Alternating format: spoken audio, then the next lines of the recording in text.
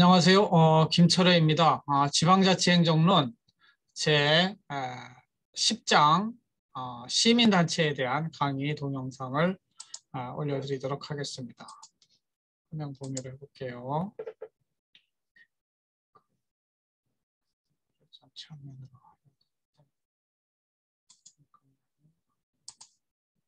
전체 화면이 됐습니다. 오늘은 요 큰 제목은 지방정부와 시민단체는 어떤 관계인가? 지난 시간에 중앙정부와 지방정부의 관계를 살펴보았잖아요. 이제는 이 정부와 시민사회, 특히 지방정부와 시민사회는 어떤 관계를 가졌는가 살펴보는 시간을 갖도록 하겠습니다. 우리 전체 수업이 첫 번째는 시장과 중앙정부 규제 이런 쪽으로 시장이 못하는 시장 실패를 해결하기 위해서 정부가 등장했다. 이런 이야기를 시작해서 중앙정부, 지방정부, 특히 지방정부가 어떤 일을 하는지 살펴보았고 이제는 지방정부와 시민사회의 관계를 한번 살펴보겠습니다. 그래서 주된 내용은 시민사회라는 것이 무엇인가 한번 살펴보고 실제 어떻게 지방정부와 시민사회가 연결되어서 이 사회적인 문제를 해결하는지 살펴보는 시간으로 갖겠습니다. 첫 번째, 이론적인 측면에서는 여러분들이 거버넌스 이론이라는 걸 좀 아셔야 돼요. 나중에 이은구 교수님과 함께 거버넌스라고 하는 걸 한 학기 동안 여러분들 배우실 텐데 전공 선택 과목에 들어가 있습니다. 여기에는 이제 거버넌스가 무엇인가 아셔야 돼요. 요즘 행정학 하면은 거버넌스 이렇게 이야기하는데 원래 이 정부라는 영어는 government입니다. 이제 통치 기구라는 뜻이에요. 통치 조직. 그래서 rule over, 통치한다 이런 의미를 가지고 있고 수직 관계 속에서 위에 있는 자가 밑에 있는 사람을 rule over, 통치하는 것을 government라고 이야기를 합니다. 그래서 이 government 중심의 행정학은 하향식 행정 이렇게 이야기를 하고요. 2C로 대표가 됩니다. 2C라고 하는 것은 Command and Control의 개념입니다. 즉 명령하고 통제하는 그러한 행정을 하게 되는 것이 Government형 하향식 행정이 되겠습니다. 이거는 다른 말로는 전통적 행정이라고도 부르고요. 정부가 법률에 기초하여 일방적으로 정책을 집행하는 그런 과거의 행정은 이렇게 하향식 행정이었다 이렇게 볼 수가 있겠습니다. 반면에 거버넌스는 협치라는 이름은 이제 이것도 사실은 올바른 해석은 아니죠. 일본에서 먼저 이렇게 번역을 해서 협치라고 그랬는데 하여튼 이런 일방적인 하향식 행정이 아니라 상향식 행정 또는 쌍방향 행정을 말합니다. 즉 우리 집에서도 부모님들이 나에게 하향식으로 너 뭐해 안 하면 용돈 깎는다 이런 식으로 하는 게 하향식 행정이라고 보면은 상향식 행정은 2C가 아니라 4C로 대표가 됩니다. 이거는 커뮤니케이션, 의사소통하고 코오디네이션, 함께 조정하고 컴프로마이즈, 함께 타협하는 걸 컴프로마이즈라고 그래요. 코오퍼레이션, 협조하는. 그래서 4C를 통해서 행정을 하는 것, 이거를 거버넌스라고 볼 수 있다. 그래서 실제 운영되는 형태는 그 정책과 관련된 모든 이해관계자를 영어로 스테이크홀더라고 부릅니다. 스테이크홀더들의 참여를 통해서 정책을 수행하는 것을 거버넌스라고 합니다. 물론 여러분들이 경영학에 관심 있는 사람들은 경영학에서는 의사결정과 의사결정의 주체와 과정을 공기업 거버넌스 이렇게 이야기하면 공기업에 누가 지배하는가, 공기업의 주주는 누구인가, 이해관계자는 누구인가 이런 것들 따지는 것을 거버넌스라고 부르는데 우리 행정에서 다루는 거버넌스는 좀 다르다. 그래서 전통적 행정하고 구분되는 새로운 행정에서는 정책과 관련된 수혜자, 피해자, 전문가, 시민단체 여기 당연히 공무원들 포함되겠죠. 정책 결정 과정에 그동안은 공무원 혼자서 했는데 이런 이해관계자들, 수혜자, 피해자, 전문가, 시민단체들을 참여시켜서 행정을 하는 이런 상향식 행정을 거버넌스라고 부른다. 이런 거버넌스 체계로 행정을 하게 되면 나중에 정책을 집행하는 과정에서 수능성 잘 따라와요. 왜냐하면 자기가 참여해서 결정을 했기 때문에. 그리고 정책의 불확실성을 감소시킬 수가 있습니다. 반면에 이런 거버넌스를 강조하다 보면 이해관계자들이 좀 갈등이 그냥 시간이 오래 걸리고 갈등으로 인해서 정책이 그냥 표류해 보여요. 집행이 일어나지 않고 붕붕 떠서 맨날 갈등만 하다가 말 수도 있다는 것이죠. 하여튼 여러분들이 나중에 거버넌스 개념 이은구 교수님하고 좀 더 자세히 배우시고, 그래서 이 거버넌스와 관련된 이론들 한번 4가지 살펴봤는데, 첫 번째는 정책 커튼 모형. 여러분들이 한번 생각을 해보세요. 사회 문제를 해결하기 위해서 공무원들이 어떻게 실제 행동하고 있을까? 정책 커튼 모형은 여기 나오는 블랙박스 모형이라고, 어떻게 되고 있는지 잘 파악이 안 돼요. 그냥 내부의 권력자, 행정 내부의 권력자가 자기 마음대로 무엇을 하는지 전혀 투명하지 않는 그런 폐쇄적인 그러한 모형, 이거를 정책 커튼 모형 또는 블랙박스 모형 이렇게 이야기합니다. 두 번째, 철의 삼각. 이거는 공공경제론 시간에도 이야기를 했지만, 이 실제 우리 국가의 정책을 지배하는 자들이 삼각형으로 나뉘어진다. 즉 뭐냐면 행정부의 고위 관료, 국회, 상임위원회, 그 다음에 이익집단, 이 세 그룹이 모이면 실제 모든 정책을 다 마음대로 좌지우지한다. 그래서 이 세 개를 합쳐서 하위 정부라고, government의 하위, sub-governmental 모델이라고 이렇게 합니다. 그 다음에 이슈 네트워크 이론이라는 것도 있는데, 이거는 이슈별로 다르다. 이게 철의 삼각은 완전히 폐쇄형이잖아요. 그런데 비해서 이슈 네트워크는 이슈별로 참여자가 다를 수 있고 전문가, 시민단체도 들어갈 수 있다는 관점이 이슈 네트워크 이론, 이렇게 이야기를 합니다. 여러분들이 행정학 개론 시험을 볼 때 이런 것들이 문제 좀 나오긴 하는데, 제가 그런 시간 아니니까 상세히는 설명을 안 해요. 그 다음에 policy community라고 해가지고 정책 공동체 이론이라는 게 있습니다.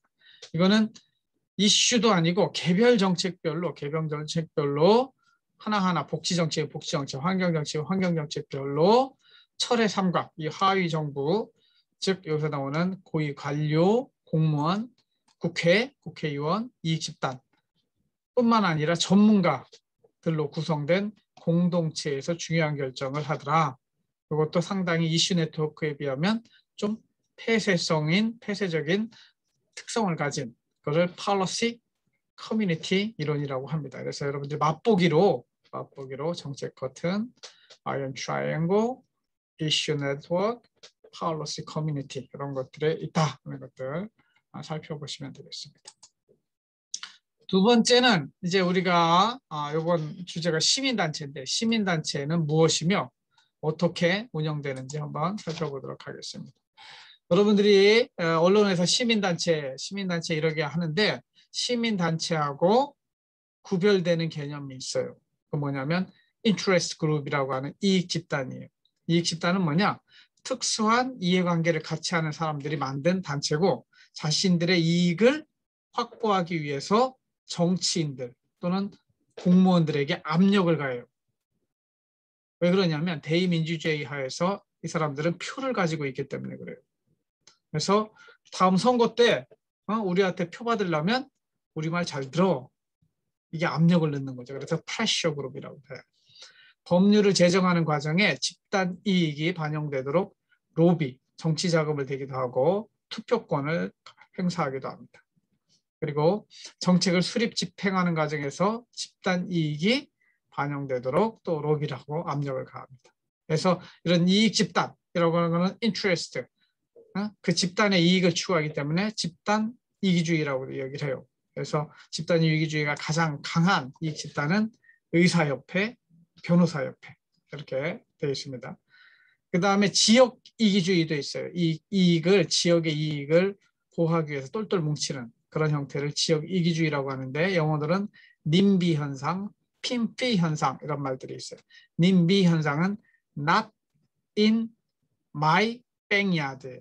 미국 가면은 사실은 백야드가 중요하죠. 우리는 문 앞에 마당을 두잖아요. 집 앞에. 근데 미국은 집 뒤에 마당을 둔단 말이죠. 백야드가 중요해요. 그래서 not in backyard, not in my backyard. 그래서 내 백야드에는 혐오시설, 혐오 시설이라고 하면 뭐예요? 쓰레기 처리장이라든가 또 장애인 시설 이런 것들을 반대하는 거, 이걸 님비 현상. 반대로 선호 시설은 우리 마당에 앞마당에 좀 갖다 줘, 이런 의미죠. Please in my front yard. 우리 앞마당으로 좀 그걸 가져와. 좋은 시설 있잖아요. 이런 좋은 시설은 이런 것들이 다 뭐냐면 지역 이기주의, 어떤 장소를 중심으로 해서 자신들에게 이익이 되는 거는 감탄고투라고 하죠. 달면 삼키고 쓰면 뱉는 그런 형태를 지역 이기주의라고 합니다. 그리고 이런 집단 이기주의가 작동되는 이익 집단 대표적인 거 의사협회, 변호사, 미국은 총기협회 굉장히 세요. 또 우리나라는 전경련, 중소기업협회 이런 것들도 있다. 그래서 이런 집단들은 우리가 이야기하는 시민단체라고 하잖아. 시민단체는 시민의 이익, 즉 공익을 추구하는 공익단체라는 이름을 쓰고 이익단체와 구별해가지고 이런 것들은 이익집단, 이익단체 이런 표현을 씁니다. 그 다음에 그렇다면 시민단체는 뭐냐? 영어로는 CSO, 그러면 Civil Society Organization 이렇게 하는데 이거는 뭐냐면 목적이 달라요. 집단의 이익이 아니고 사회 전체의 이익, 즉 공익을 위해 시민들이 자발적으로 만든 단체를 말해요. 그래서 공익단체, 즉 Public Interest Group 이렇게 불러요. 그래서 추구하는 이익이 사익, Private Interest가 아니고 공익이라는 점에서 이익 집단과 구분이 됩니다. 여러분들이 행정학에서 다룬 시민단체 중에 좀 구분해야 될 개념이 NGO, NPO, 광고 이런 개념이 있어요. NGO라고 하는 거는 여러분들이 꼭 약자를 외워야 돼요. Non-Government Organization. 이거는 비정부 기구라고 그래요. 정부와 무관하게 공익을 추구하고 있는 전 세계적으로는 그린피스 또 뭐예요? 우리나라 안에서는 뭐 경실련 이런 것들이 NGO라고 이렇게 부르죠. 그 다음에 비영리기관으로 부르기도 하는데 이거는 약자가 달라요. Non-government가 아니고 Non-profit organization. 그래서 이윤을 추구하지 않는다는 개념으로서의 비영리기관 이런 개념으로도 씁니다. 그 다음에 쾅고라는 개념인데 Quasi Autonomous NGO들 중에 콰자이 이거는 비슷하다는 뜻이에요. 이렇게 autonomous 완전히 독립적이지 않고 좀 NGO는 NGO인데 정부에 의존적인. 그래서 우리나라에서는 이걸 뭐라고 하냐면 준정부 단체 또는 산하기관들 정부의 업무를 위탁 수행하는 어떻게 보면은 온전한 시민단체 운동을 하는 사람 입장에서는 사이비 형태의 그런 정부 산하기관 옛날에는 자유총연맹 이런 게 시민단체라고 하면서 실제로는 정부 돈 받아가지고 정부의 그 정부를 홍보하는 역할도 했거든요. 그런 것들을 쾅고라고 한다. 이렇게. 제3섹터, third sector라고 하는데 이거는 공공부문과 민간부문이 함께 출자해서 만든 민관합동법인을 제3섹터라고 이렇게 이야기를 합니다. 이것도 뭐 이야기하자면 한참 들어가는데 공공부문과 민간부문의 장점을 살리기 위해서 어떤 일을 할 때 민간합동법인으로 만드는 건 제3섹터라는 개념을 쓴다. 그러면 우리나라에서 실제 활동하고 있는 시민단체는 어떤 목적을 가지고 어떤 단체들이 있는가 살펴보면 인권 분야가 많습니다. 휴먼 라이트죠. 인권운동 사랑방, 청소년 인권, 행동, 국제 엠네스티 이런 것들. 여성운동하는 시민단체들도 있습니다. 한국여성여자원화, 한국여성민회, 한국여성단체연합. 아동 관련된 시민단체, 초록우산, 아동학대 방지 시민모임. 정치 쪽에 일을 하는 데는 참여연대, 함께하는 시민행동 이런 것들이 있고 경제 쪽에는 경실련 이런 것들, 환경 쪽에 환경운동연합, 녹색연합, 교육 쪽에는 공동육아 제가 몸담고 있는 공동육아와 공동체교육, 그다음에 교육희망 네트워크, 사교육 걱정 없는 세상 이런 것들, 통일 쪽에도 있고요, 문화 쪽에도 있고 각 영역마다 다양한 시민단체들이 활동을 하고 있습니다. 그럼 이 시민단체들은 어떻게 운영이 되는가? 한번 여러분들도 실제 관심 있는 주제가 있으면 시민단체에 자발적으로 가입해서 활동을 할 수가 있습니다. 그래서 그 시민단체 운영되는 모습을 보면은 뭐든지 조직이 하나 돌아가려면 일을 하려면 내가 행정은 뭐라고 그랬어요? 7단으로 된다고 조직, 인사, 재무, 그 다음에 plan, do, see, feedback. 이렇게 7가지라고 그랬잖아요. 그러니까 조직, 인사, 재무가 필요하고 과정상으로는 계획, 집행, 평가, 활류가 필요하다. 그래서 사람이 필요한데 그 사람에 해당하는 게 시민, 사회 활동가라고 불러요.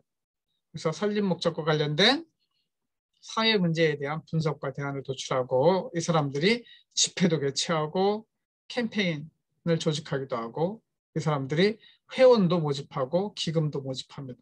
그래서 이 회원비, 회비 또는 기금을 통해서 자신들도 먹고 살아야 되잖아요. 그 돈이 만들어져야 되겠죠.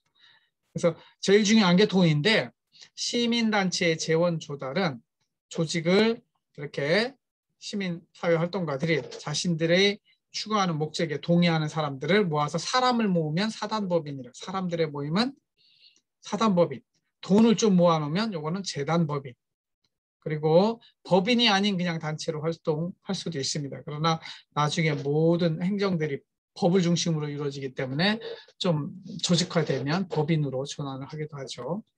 수입원은 회비를 받기도 하고 후원금을 받기도 하고 정부 보조금을 받기도 하고 이게 쥐약이죠. 나는 이게 맞는지 싶은데 하여튼 정부 보조금을 받아서 서울시도 뭐 시민단체 지원 예산을 삭감했다고 뭐 반대파들이 굉장히 반대하는 저는 그렇게 많이 주면 안 된다고 봐요. 정부 보조금 타먹으려고 시민단체 만드는 인간들도 있어요. 특히 이 정부 보조금을 타먹는 시민단체들은 투명해야 되는데 회계도 투명하지 않은 그런 문제들이 발생할 수도 있습니다. 그래서 우리나라의 시민단체는 어떠한 문제가 있는가? 사실은 나라가 잘 운영되려면 자발적으로 좀 이렇게 시민운동을 하는 사람들이 많이 있고 그 사람들에 대해서 시민들이 좀 회비도 내고 후원금도 내고 해서 이게 돌아가야 되는데 우리는 그 부분이 너무 정치에 편향돼 있고 또 재정도 돈도 정부 돈 타가지고 하려는 경향이 있어서 사실은 안 좋은 점들이 많이 있습니다. 그래서 우리나라 시민단체의 문제 첫 번째는 정치적 편향성. 그래서 이들은 모두 사회 전체 이익을 주장하지만 실질적으로 보면은 여당, 야당, 여권, 야권 이렇게 분리가 되어 있어요. 그래서 사실상 공익단체라기보다는 정치적 이익 집단이라고 볼 수가 있어요. 그러면 기업을 후원하는 이런 경우는 이런 시민단체는 시민단체에 탈을 쓰고 있지만 기업 입장을 대변하기도 하고 정부 보조금을 받는 시민단체들은 친정부 입장을 대변하기도 합니다. 그리고 우리나라 시민단체의 대표들은 한 몇 년 있다 보면은 정치인이 되는 국회의원에 나오고 지방의회 의원에 나오고 이런 경우가 많아요. 단체장이 되기도 하고 이런 것들 사실은 올바른 시민단체의 모습하고 다르죠. 그리고 정부가 바뀜에 따라서 시민단체별로 블랙리스트, 화이트리스트가 생겨요. 화이트리스트는 뭐냐면 도와줘야 될 시민단체 명단을 말해요. 블랙리스트는 나쁜, 자기들이 생각할 때 나쁜 시민단체들의 명단을 말해요. 이게 다 정부 의존적이기 때문에 발생하는 것이죠. 그 다음에 또 하나의 문제는 도덕적 해이라고 볼 수 있어요. 그러니까 시민단체의 생명은 도덕성인데 도덕성이 없는 거죠. 그래서 시민단체는 도덕적 행동을 해요. 일반 시민, 최소한 후원자의 입장에서 돈을 쓸 때라든가 행동할 때 공익을 대변하는 활동을 해야 되는데 실제로는 어때요? 자신의 이익을 추구하는 시민단체의 지도자들이 많더라 이거죠. 금전적 수입이라든가 정치적 기반 구축을 위해서 활동하는 경우가 많아요. 그래서 시민단체에 대한 좀 일반 시민들의 감독이 필요한 거죠. 근데 정부 비대칭성 때문에 이 감독과 감시가 그렇게 쉽지 않은 것이 현실입니다. 세 번째는 시민단체의 활동가들, 대표들이 전문성이 부족하고 대표성도 부족하고 실제 조직 운영에 있어서 회계의 투명성도 부족한 이런 부분들이 문제라 할 수 있습니다. 그래서 요즘 시민단체들이 막 데모는 많이 하고 사람들 동원해서 하는데 예산이라든가 원자력 파트에서는 사실은 전문성, 그 대표들을 보면은 전문성이 부족한 경우가 많아요. 특히 이제 탈원전 정책에 대해서는 지금 논쟁이 많이 되고 있잖아요. 근데 무작정 그냥 원전을 안 하는 게 옳다는 주장을 하는 시민단체들이 많고, 그래서 진짜 우리나라 상황에서 탄소 제로로 간다고 하는데 원전을 포기하고 탄소 제로로 가려면 사실상 굉장히 어려운 작업입니다. 또 그렇다고 원전으로 갈 수도 없는 것이 원전은 상당히 어떤 리스크, 위험을 지니고 있는 것이기 때문에 그래서 사실 이 부분에 있어서는 이 환경단체라든가 탈원전 시민단체라 할지라도 전문가의 이야기를 많이 들어야 되는데 우리는 그냥 정치적인 입장만 강조하는 경우가 많다. 그리고 최근에 태양광 산업 관련해 가지고도 시민단체 대표가 태양광 산업을 그런 업체 차려가지고 가져가는 경우가 많거든요. 그래서 지금 탈원전 정책하면서 이 문재인 정부 때 태양광 쪽으로 돈이 많이 흘러갔어요. 이명박 정부 때는 4대강 한다고 그쪽으로 돈을 흘리는 것이고 지금 그 문재인 정부 때 태양광 쪽으로 돈을 많이 흘렸는데 거기에 자기의 그 친한 사람들이 그런 사업체들이 있는 것이죠. 하여튼 그런 부정부패하고 관련돼 있을 수 있는 것이죠. 그다음에 대표성, 그 시민단체에 대표는 있고 그 우두머리들은 있는데 실제 이 밑바닥에 그 사람들을 지지하는 시민들이 없는 시민 없는 시민단체. 어떤 경우에는 정당의 외곽단체, 즉 이걸 오용단체라고 그러죠. 정당에 연결돼 가지고 정당을 지원하려고 하는 정치적인 시민단체들이 많다는 것이죠. 실제 시민을 대표하는 게 아니고 정권의 하수인에 역할하는 것이죠. 그 다음에 회계의 불투명성 문제. 설립 목적과 관련이 없는 사업을 하는 경우도 많고 회계를 정확하게 투명하게 정리하지 못하는 경우도 많고 작년에 윤미향 의원이 우리나라 저기 있잖아요. 위안부 관련된 쪽으로 돈을 많이 후원금 받아가지고 거기다 정부 보조금도 받았는데 회계가 불투명해서 문제가 된 적이 있습니다. 아주 시민운동의 민낯을 보여주는 그런 문제였다고 볼 수가 있겠습니다. 그리고 마지막으로 시민단체는 실제 정부 정책에 어떻게 참여하는가. 그래가지고 예전에는 공무원이 혼자서 다 사회 문제를 해결하기 위한 걸 다 만들어낸다고 그랬잖아요. 그러나 지금은 시민단체와 함께 하는 그 상향식 행정을 한단 말이죠. 그래서 그걸 거버넌스라고 그랬는데 거버넌스 체계 하에서는 시민단체가 정책 과정에 중요한 역할을 하고 있습니다. 여러분들이 이 정책의 4단계도 나중에 이윤구 교수님하고 정책학이라고 하는 거를 전필과목으로 듣게 되는데 사회 문제가 발생하면 그것을 해결하기 위한 정책을 만들어내요. 그게 뭐냐면 플래닝이에요. 플랜, 도, 시, 피드백. 이 정책이 만들어지는 4가지 과정을 정책 의제 설정 과정, 정책 결정 과정, 정책 집행 과정, 정책 평가 과정. 이게 뭐냐면 플랜, 도, 시, 피드백이에요. 그렇죠?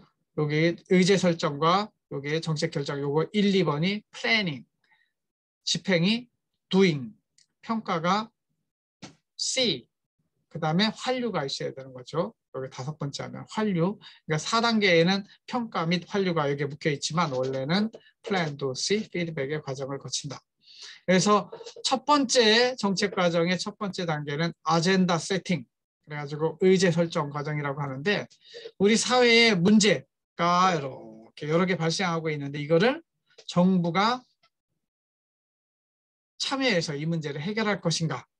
이 부분을 고민하는 것을 의제 설정 과정. 의제, 정부 의제로 설정이 되면 그때부터 이제 정책이 만들어지는 거예요. 이 과정을 설명하는 이론에는 엘리트 이론, 다원주의, 무의사결정론 이런 것들이 있는데 엘리트 이론이라고는 그 사회의 소수 몇 명이 엘리트들이 모여서 그 정책 결정을 한다.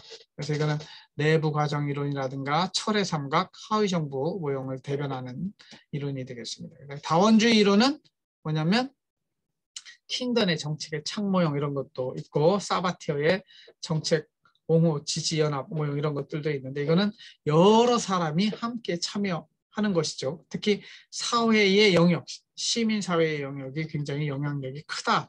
이런 주장을 하는 것이 다원주의입니다. 그 다음에 무의사결정론은 엘리트 중에 더 블랙박스 이론을 이야기해요. 노동 문제 등 어떤 사회 문제가 되는 거를 그냥 아예 알리지도 않고 알리지도 않고 언론에 나가는 걸 통제해요. 지금은 우리나라 언론 자유가 확보되어 있기 때문에 무의사결정론이 없지만 여러분들 전태일 열사라고 들어보셨을 거예요. 지금부터 한 30년, 40년 전에는 전두환 시절에는 언론을 통제해가지고 이거는 방송에 나가지 못하게 만들어버리는 거죠. 그러니까 무의사, non-decision making이라고 아예 의사결정이 일어나지 못하게 만드는 이런 것들은 무의사결정론. 이것도 하여튼 맛보기로 여러분 이야기해 주는 거니까 나중에 정책학 수업 들을 때 자세히 공부하도록 하세요. 그래서 의제가 설정이 되면 그 다음에는 정책을 만들어야 돼요. 이 정책도 어떻게 만들 것인가. 여러분들이 공무원이 되면 이 문제 어떻게 해결할 것인지 보고서 좀 만들어 와. 이게 보고서가 정책이에요. 만드는 거는 합리 모형, 만족 모형, 쓰레기통 모형 이렇게 다양한 모형들이 있어요. 이것도 나중에 정책 결정 시간에 배우시기 바랍니다. 그 다음에 정책을 집행하게 되죠. 집행하는 과정에서도 중요한 게 일을 하려면 이게 집행이 사실은 행정학이에요. 집행하는 것이 조직, 인사, 재무를 통해서 정책을 실행하게 됩니다. 그리고 정책이 끝나고 나서는 평가를 해봐야 돼요. 평가를 해보는 것도 전체적인 걸 한꺼번에 성과평가, 뒤에 다 끝난 다음에 평가하는 건 총괄평가. 그리고 한 달마다 1년짜리 12달 지난 다음에 하는 거는 총괄평가. 한 달 또는 분기별로 이렇게 중간중간에 평가하는 거는 과정평가 또는 모니터링 이렇게 이름을 부릅니다.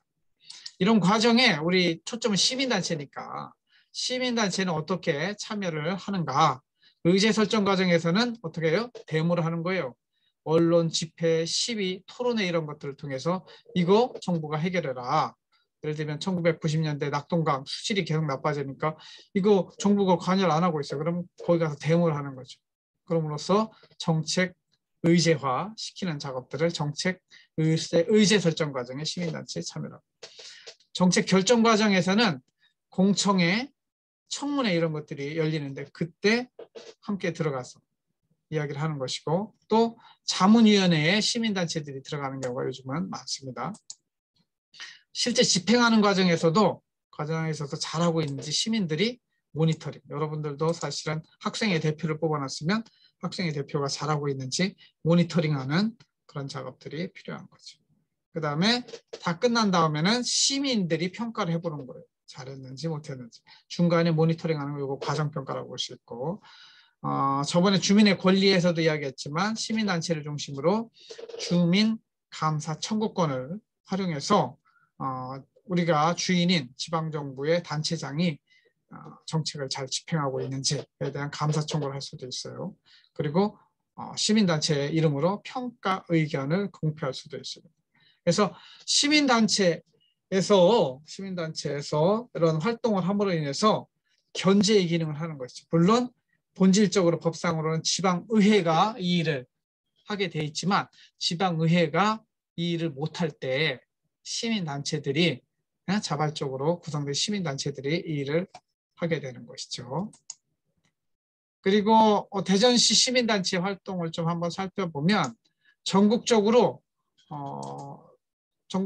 얼마나 되는 비영리단체 또는 시민단체들이 있을까요? 이렇게 보면은 2020년 현재 전체 시민단체들은 15,000개가 있어요. 그리고 이 중앙행정기관 소속으로 있는 시민단체가 11,700개. 그리고 시, 도에 소속돼 있는 자원봉사단체 또는 비영리단체가 13,000개나 되는 걸로 이렇게 파악이 되고 있습니다. 대전시는 통계를 보면 2021년 7월 현재 615개의 비영리단체 또는 시민단체들이 활동하고 있는 것으로 나와 있습니다. 굉장히 많죠. 대전시에 615개나 있대요. 그래서 대전시에서 1년에 한 번씩 비영리단체 중에서 공익활동을 잘한 것을 좀 평가를 하는 그런 작업들을 합니다. 그래서 작년도에 공익활동 지원사업 평가를 통해 우수 사례를 발굴하고 문제점을 개선하기 위해서 선정된 업체들이 좀 있더라 이거죠. 그래서 1년에 한 번씩 이렇게 평가를 해본 거죠.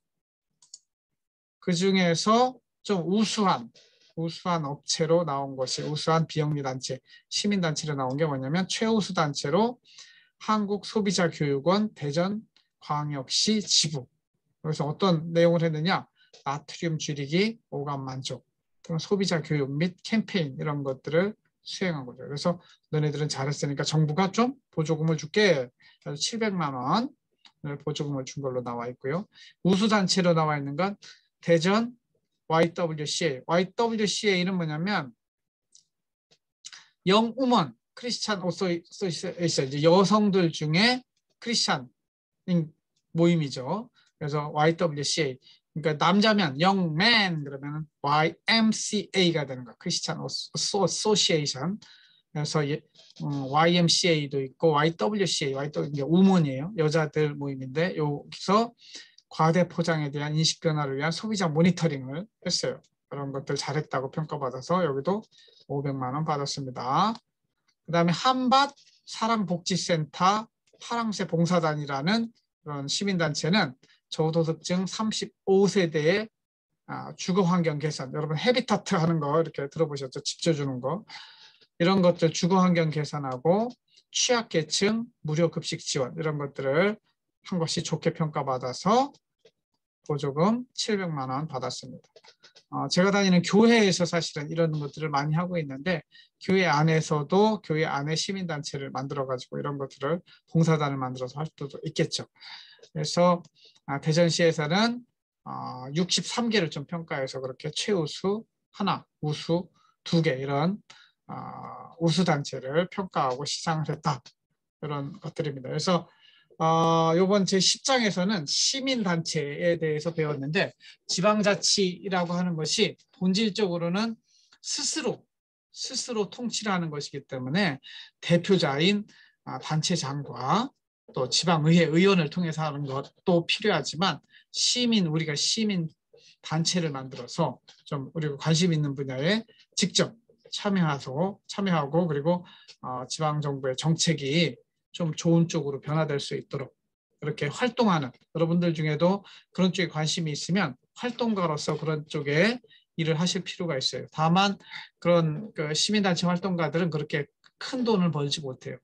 그러나 자기의 어떤 목표가 명확하고 많은 사람들의 지지를 받으면 회비를 내는 사람들이 구성원들이 많아지고 그래서 기본적으로 먹고 사는 문제는 또 해결하는 것 같아요. 시민단체 활동가. 제가 지금 하고 있는 한남 마중물 협동조합도 지금 회비를 사람들 회원을 모집해서 회비를 내게 하고 있습니다. 그래서 요 규모가 어느 정도 200명, 300명이 되면 한 달에 10,000원씩 내는 회원들이 있으니까 그래서 좀 우리 사회에 좋은 영향을 미칠 수 있는 일들을 찾아내고 그것이 공익적인 일도 될 수가 있고 협동조합, 조합원의 이익을 위해서도 활동을 할 수 있겠지만 좀 장기적으로는 사회적으로 유익한 일을 하는 사회적 협동조합으로 또 발전을 시키려고 하고 있거든요. 일단 남은 시간에도 제가 이런 협동조합 이야기들, 공동체 자체에 대한 이야기들을 좀 많이 할 텐데